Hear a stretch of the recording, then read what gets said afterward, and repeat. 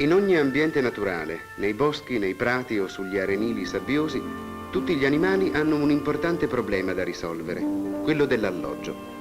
Naturalmente ve ne sono alcuni che fanno eccezione. Le tartarughe, per esempio, portano con loro la casa e ovunque vadano sono protette e difese.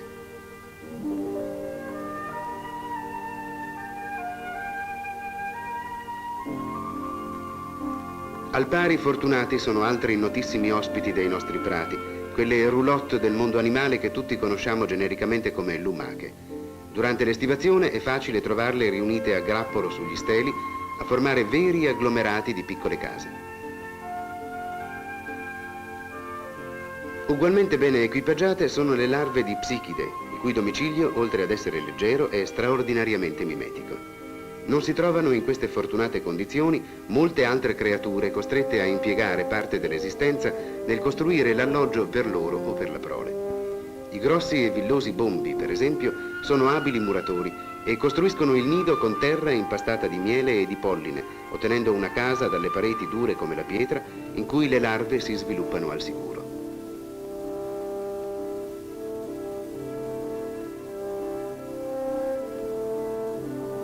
Queste casette sferoidali, chiamate galle, sono opera di cinipi, molto favoriti da madre natura. I cinipi infatti si limitano a pungere le piante che, come obbedendo a un ordine, costruiscono per loro le famose galle. Le sputachine sono certo tra gli omotteri più singolari. Il nome volgare deriva loro dal fatto che costruiscono la casa emettendo un liquido spumoso molto simile alla saliva umana.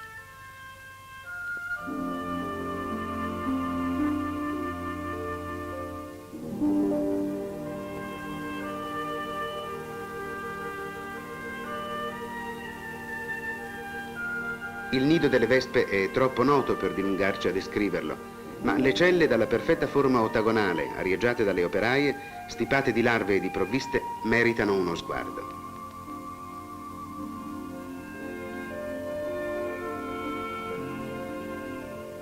Più interessanti sono le tane delle vespe delle sabbie.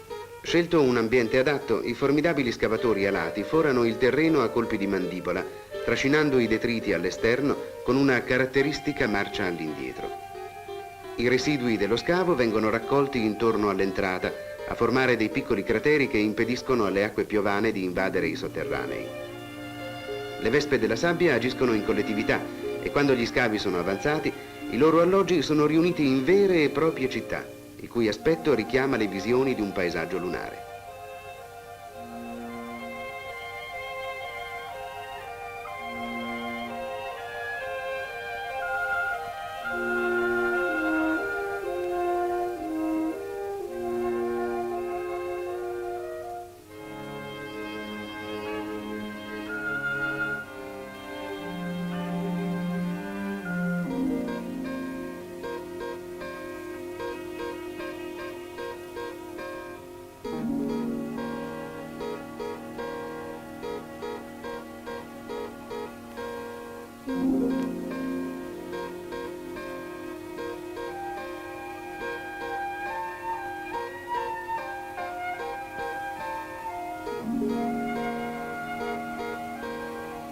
Intorno alla città delle vespe vivono altri insetti che si sentono protetti dalle armi velenose dei loro vicini.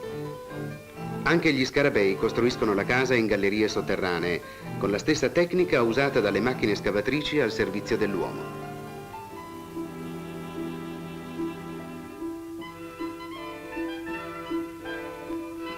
Il milabre invece è uno sfruttatore delle case altrui ed è un temuto nemico delle vespe. Le femmine usano introdursi nelle gallerie incustodite per deporvi le uova. Da queste nasceranno le larve che si nutriranno della prole delle vespe. Ma il parassita ha sbagliato indirizzo. La casa era occupata. Una puntura mortale e questa è la fine dell'intruso.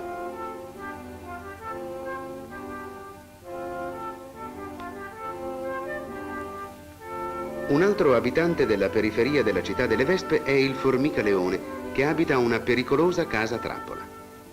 Quando scompare nella sabbia, il crudele predone scava una specie di imbuto, nel cui centro si nasconde attendendo le prede occasionali.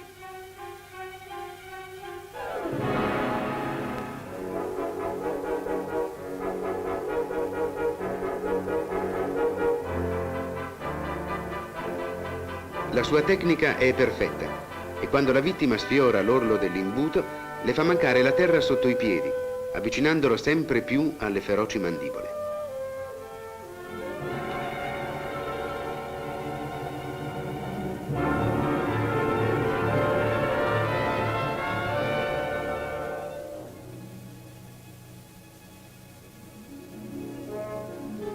Al contrario degli insetti, i rettili non dedicano molto tempo a costruirsi una casa. In generale cercano un alloggio conveniente tra quelli scavati dai piccoli mammiferi o dagli anfibi e lo prendono in affitto senza troppi complimenti.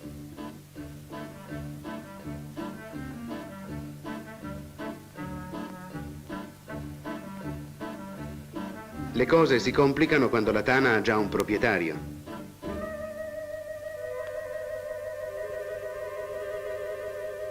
Il ramarro, che stava tranquillamente cambiandosi d'abito, ovvero di pelle, nella pace del suo nido, non gradisce la coabitazione.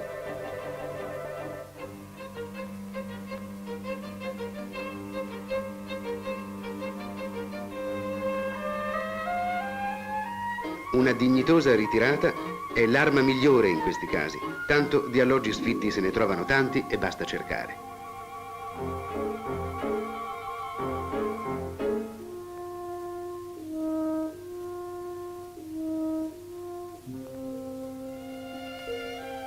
Come per le vespe, non possiamo fare a meno di descrivere rapidamente le residenze degli arachnidi. Normalmente i ragni hanno due tipi di alloggi. Durante l'epoca della riproduzione costruiscono alcove rudimentali circondando le ramificazioni di un arbusto con un po' di tela. Da adulti occupano perennemente il centro della loro casa trappola, di cui le argiopi sono i migliori artefici.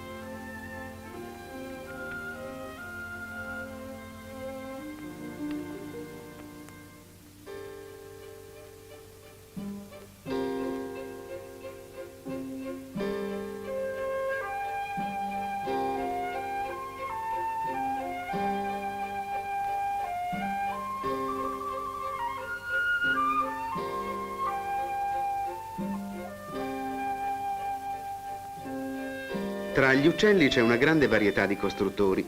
Alcuni, come le allodole, alloggiano in terra e questi nidi, come del resto quelli delle quaglie, sono i più soggetti a subire gli attacchi dei predoni.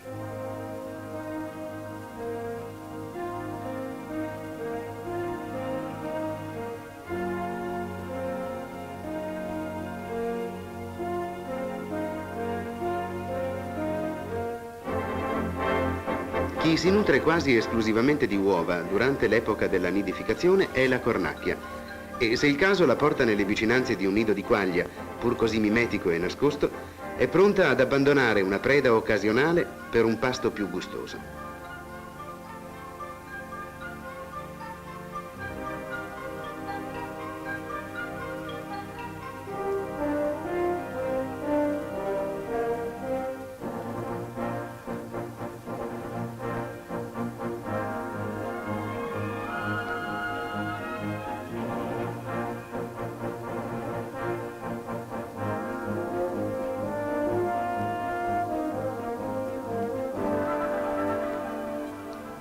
Più previdente dell'allodola e della quaglia è il cardellino che pone la sua casa tra gli aculei di piante spinose.